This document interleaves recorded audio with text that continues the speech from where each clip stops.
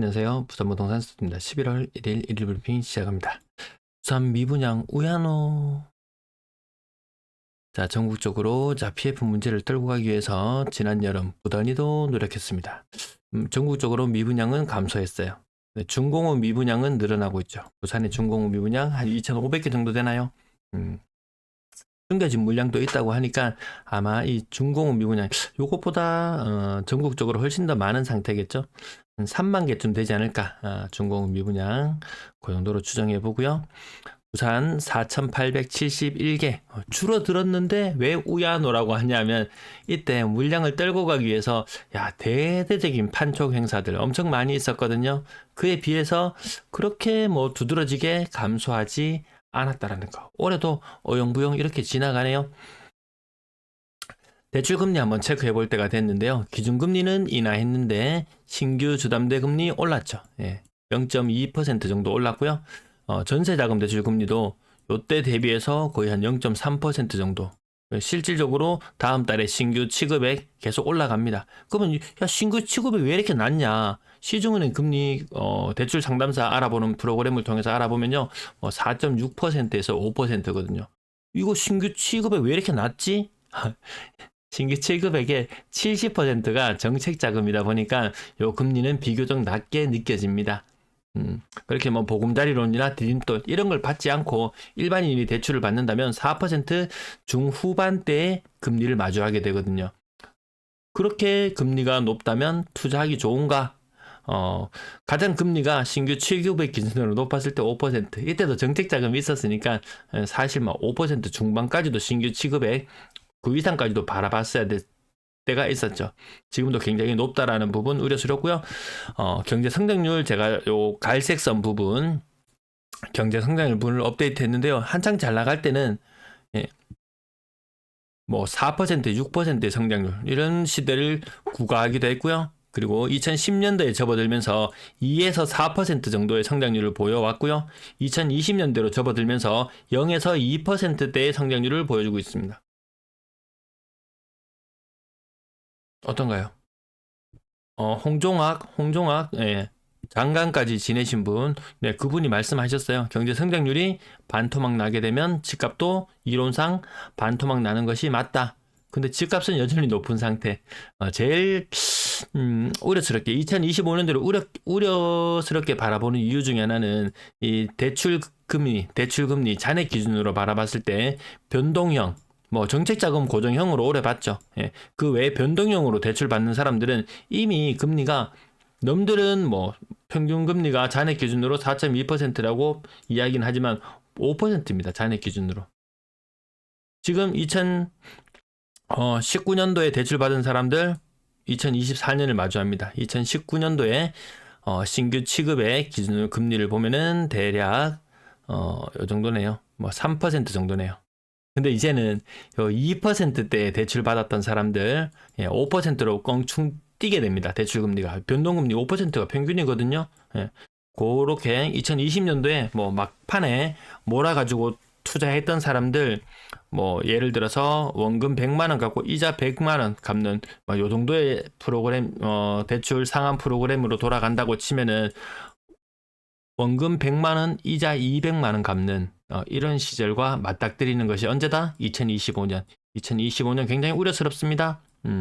왜 자영업자들 잘 버틴다. 어렵다 하지만 잘만 버티고 있네라고 했지만 원리금을 상환하는 시기가 도래하자 연체율이 급등하는 현상을 보였습니다.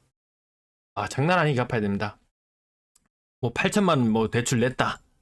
이거 원리금 3년 만에 갚아야 되고 이렇습니다. 프로그램이. 2억 3억 빌려가지고 30년 대출 내고 이런 거하고는 갚아나가는 속도가 장난이 아니더라고요. 그렇게 하면서 어려움에 맞닥뜨리고 문 닫는 곳이 부쩍 많아지고 자영업 비율이 급격히 떨어진 것. 자, 이제 대출자들, 주택담보대출 받은 사람들에게도 그 위기의 시간들이 다가오고 있다. 언제? 2025년. 우려스럽습니다.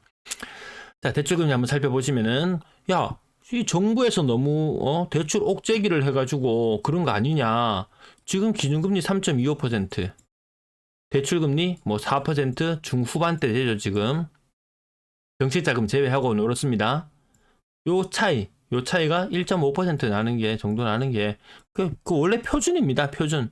뭐 정부가 어떻게 해서 그렇다는 게 아니고 그동안 이 격차가 기준금리 3.5%에 신규 주담대 3.5%이 말도 안 되는 이 현상이 이것이 이상한 것이었습니다.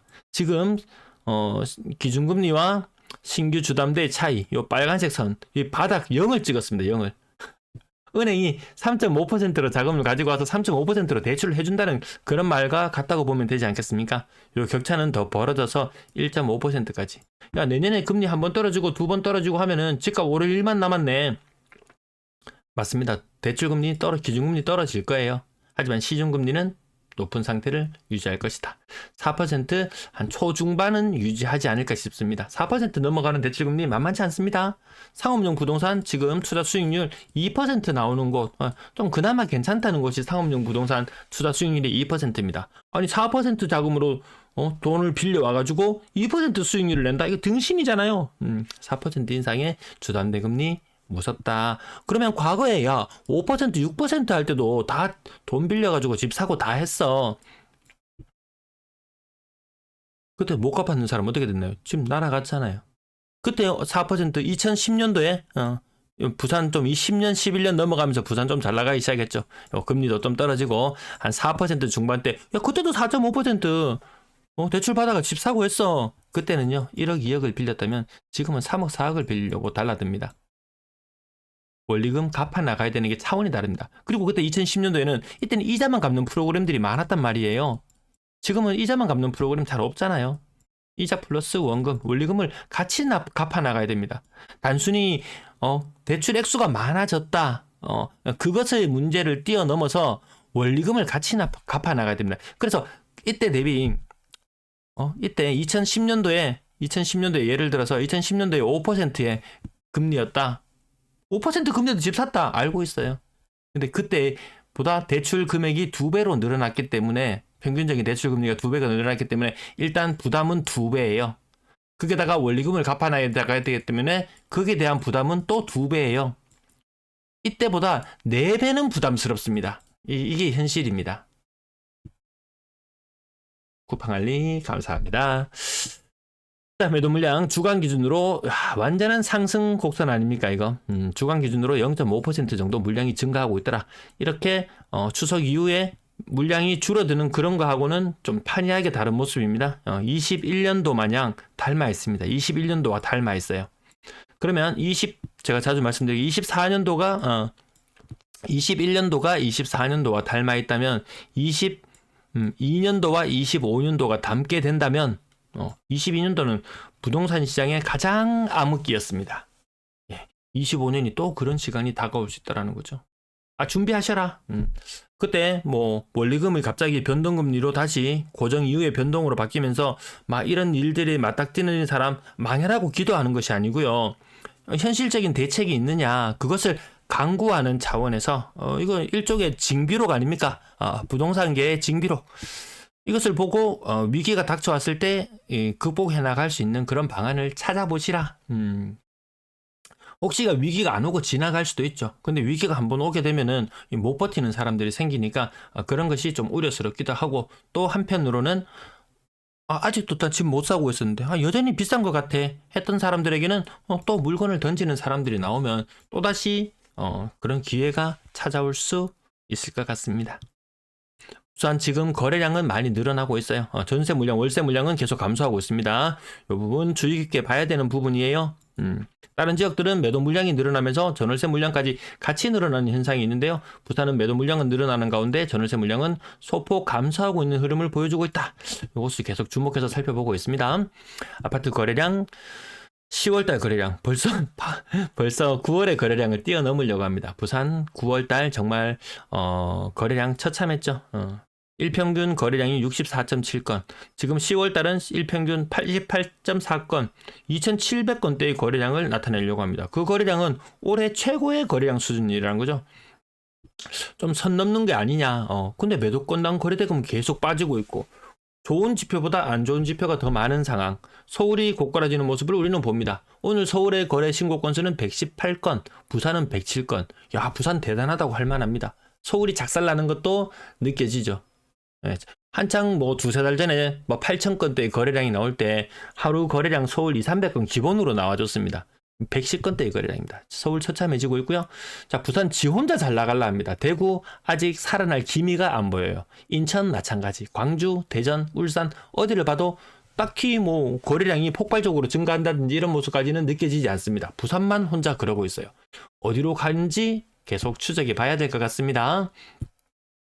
근데 25년이 사실 그렇게 뭐 혼자 발동 걸려고 하는데 같이 브레이크가 걸리는 거. 예, 그게 지금 전국적으로 나타나고 있는 현상인 것 같습니다. 아주 고가의 아파트 제껴놓고 11억짜리, 아이고야, 잠깐만요. 네.